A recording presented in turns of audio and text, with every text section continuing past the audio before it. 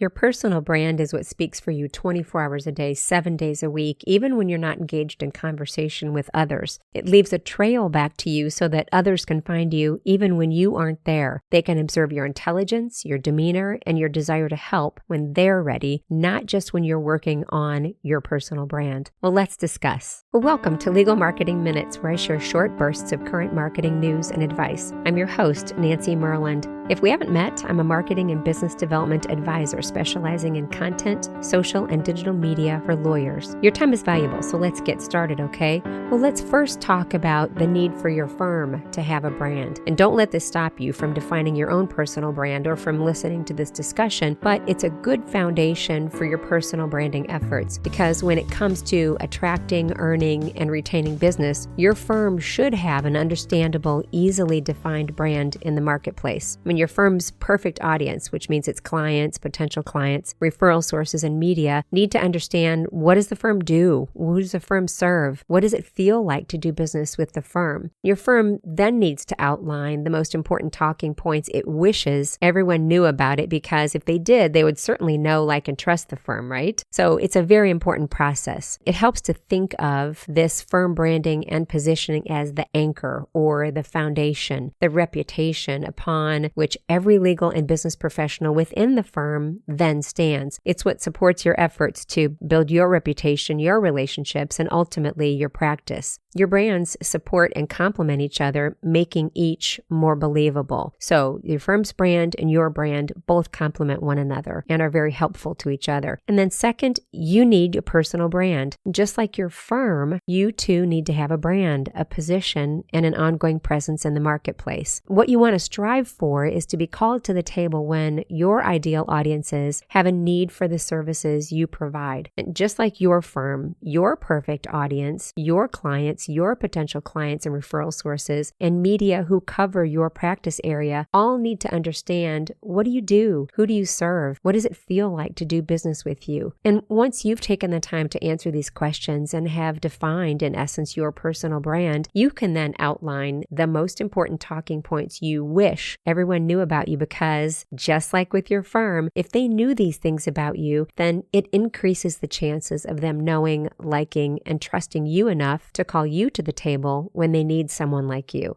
And you need to be a part of the conversation. So to help communicate your personal brand and achieve this level of awareness that I'm talking about in the marketplace, you need to be a part of the conversation. You need to be where your clients, potential clients, referral sources, media, and other influences in your practice area spend time. You need to find ways to interact with them, to show your knowledge, to demonstrate your leadership in your practice area, and to help shape and influence the conversations and discussions that are taking place. Your desired or your ideal audiences need to know that you exist. They need to see you in action. They need to observe what you're like, both in casual conversation and in business conversations. They need to know what you do. They need to know what you're like to do business with on an ongoing basis. They need to know what's important to you. They need to know what your values and ethics are. Does this sound very familiar? Because these are very similar to what I just discussed in the firm branding section that we just talked about. And the branded firm leads to the branded lawyer and vice versa. And let's talk about that. As I mentioned at the start, if your law firm has an established and definable brand, it becomes much easier for you as a lawyer in that firm to establish your brand. And that's not to say that if your firm has a weak or a non-existent brand, you don't have a chance to let your brand shine. Actually, if we back up for a moment, if your firm has what is perceived as a weak or non-existent brand, that becomes the firm's brand. And those characteristics, that weak or non-existent brand, those characteristics help establish the position that your firm consumes in the minds of its target audiences. And that's actually what positioning is. Positioning is the place or the position where you are in someone's mind. And I have another post on the difference between branding and positioning that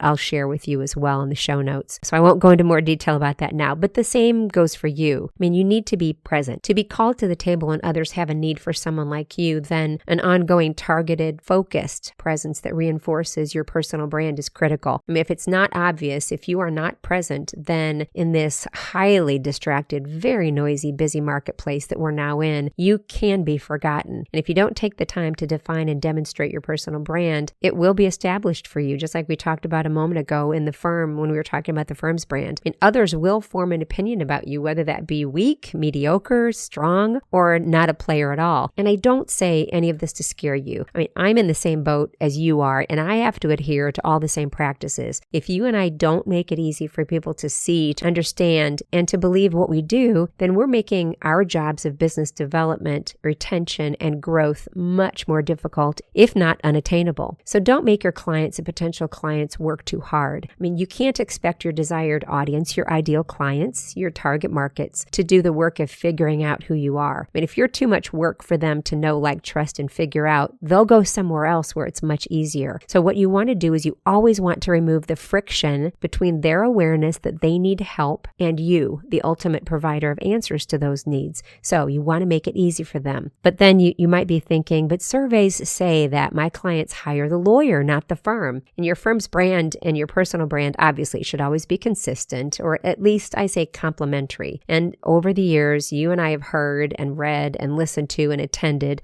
We've heard studies and general counsel panels at conferences that have said that GCs hire the lawyer, not the firm, which always causes great confusion and some skepticism and a lot of blog posts written about it, about why if that's true, then why should firms even spend time, money, and other resources on branding and positioning if clients are ultimately hiring the firm, not the lawyer? But the missing factor, the follow-up question that I rarely hear asked, the one that always makes me want to raise my hand, stand up, and ask during these GC panels at conferences is one of two things. If the firm has a terrible reputation and has known issues and maybe a history of bad practices, or is perceived as one of the weakest players in your space, will that have an impact on your hiring decision? Or you could put it another way when you read or listen to these panels of experts, these GCs who say that. If you have little to no respect for the firm, will that influence your hiring decision, even if you have a lawyer in mind who you would like to contact? So I always want to ask those two questions, one of those two questions, because whether subconsciously or not, it just has to influence their decision. How could it not? I mean,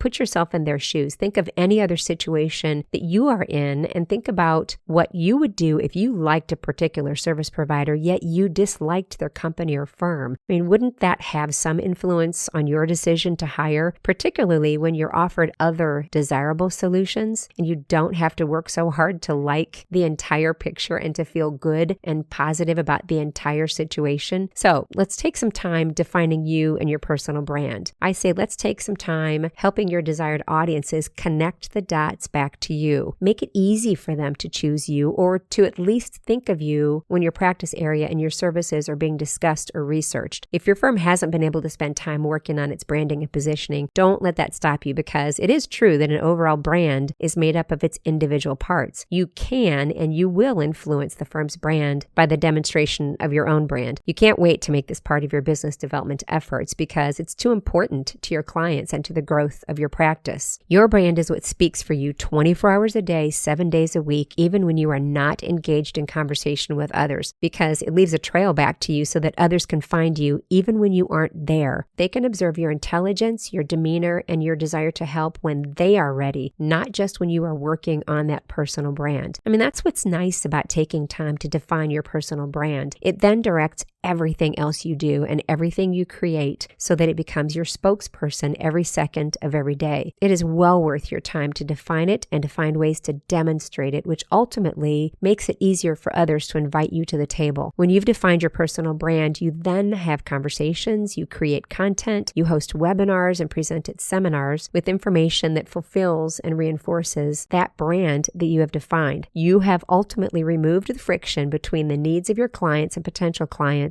and their knowledge that you can help provide the solutions they need. And when you've made it that much easier to attract new clients, isn't it worth it to spend some time now working on your personal brand? I think so, and I think your clients think so. Well, thank you so much for spending a few legal marketing minutes with me. I know your time is valuable, so I appreciate you spending a few of them right here with me. If you have any questions, please let me know. I'm at Nancy@myrlandmarketing.com, and that's MYRLAND marketing.com. And that's also my website if you need to find my contact information there, myrlandmarketing.com. All right, until next time, I'm Nancy Myrland. Take care.